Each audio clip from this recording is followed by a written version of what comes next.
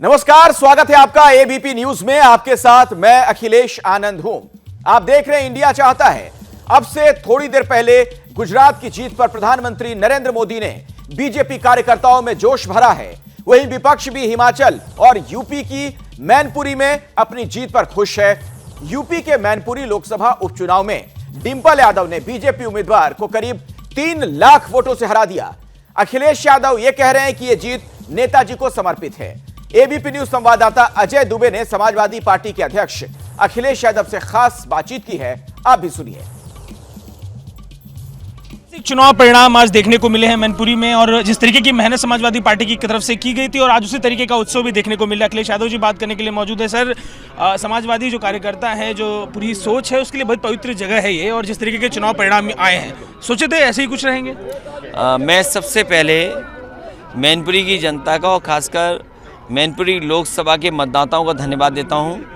ये जीत मैनपुरी के मतदाताओं ने नेताजी को सच्ची श्रद्धांजलि दी है।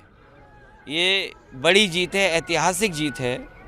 जहां नकारात्मक राजनीति को पराजित किया है, वहीं समाजवादी पार्टी के कार्यकर्ता नेताओं को नई ऊर्जा मिली है।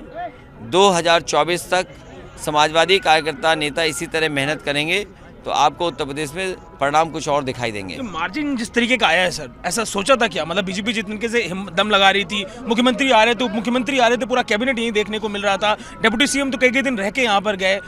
क्या दिखा रहा है इससे? एग्जाम्पल क्या निकल के आ रहा है? भारतीय जनता पार्टी ये नहीं जानती थी ये समाजवादी विचारधारा की गढ़ रहा है, जहाँ नेताजी ने डॉक्टर राम मनोहर लोहिया और बाबा साहब भीमराव अम्बेडकर जी के आंदोलन और उनके सिद्धांतों को यहाँ जन जन तक पहुँचाने का काम किया है।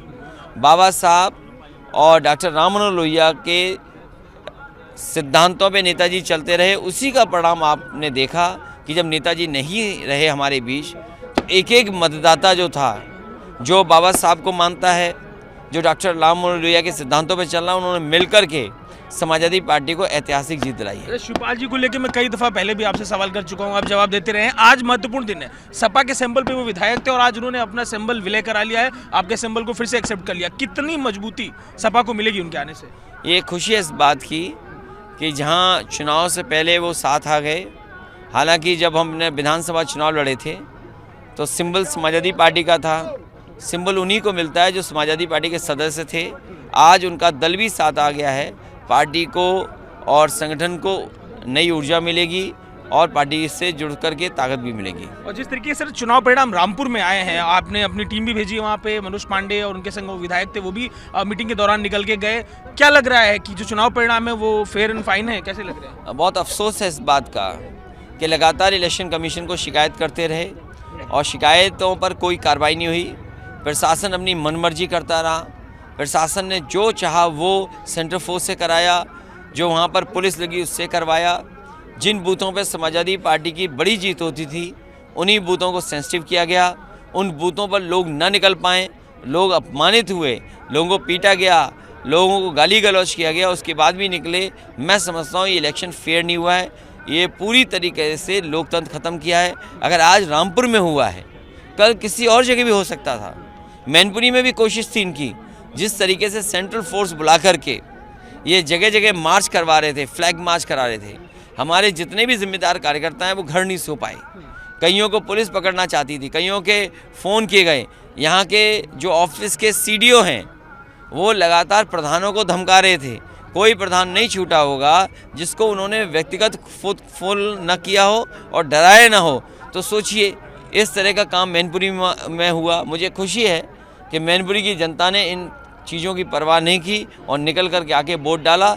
लेकिन रामपुर में पुलिस ने और प्रशासन ने मिल कर के वोट रोके हैं। इलेक्शन कमीशन को समय समय पर हम लोगों ने वीडियोज़ और तमाम जानकारी दी, लेकिन उसके बाद भी कार्रवाई नहीं हुई। मैं समझता हूँ आज जब रिज़ल्ट आ गया है तो इलेक्शन कमीशन को वहाँ का चुनाव रद्द करके दोबारा चुनाव करना चाहिए। चुनाव रद्द करने की सर बात करें, आखिरी सवाल मैं ये करूंगा कि जिस तरीके से पूरा कुछ घटनाक्रम घटा है, आगे चल के शिवपाल यादव जी की सुरक्षा कम कर ली, जांच भी बैठेगी, बड़ा दबाव आने वाला है उनके ऊपर, पार्टी के ऊपर, और ये सारी चीजें कितने प्रिपेयर? और आखिरी सर इसमें यह भी है कि केशव मौर्य जी ने एक ट्वीट किया सुबह और बाद में डिलीट कर लिया। बीजेपी आश्वस्त थी अपनी जीत को लेकर, कुछ गुड़ागरीद गड़बड़ हो गया क्या उनकी तरफ से? नहीं, देखिए, बीजेपी को प्रशासन पे ज़्यादा भरोसा होता है। बीजेपी को झूठ बोलने पर, प्रोपेगेंडा करने पे ज़्यादा भरोसा है, उन्हें जनता पे कम भरोसा है। जनता ने महंगाई देखी, बेरोजगारी देखी, और जिस तरह किसान की अभी तक धान की खरीद नहीं हुई, डीएपी नहीं मिला, और जिस तरीके से लोग अपमानित हो रहे हैं इनके शासन प्रशासन में, कोई कल्पना नहीं कर सकता था।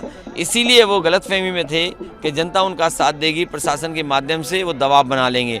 लेकिन जनता ने लोकतंत्र में अपने अधिकार को समझते हुए वोट डाला है, उनकी नकारात्मक राजनीति को खत्म किया है। नकारात्मक राजनीति को खत्म करने की बात अखिलेश यादव करते हुए दिखाई दे रहे हैं। कैमरा पर्सन राजेश पांडे के संग अजय दुबे, एबीपी न्यूज। क्या मजबूरी है मेरी, बताइए।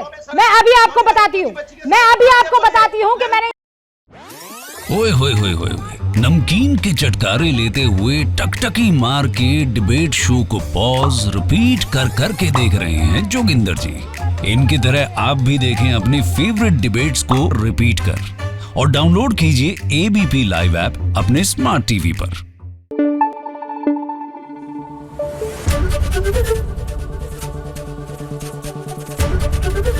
एबीपी न्यूज आपको रखे आगे।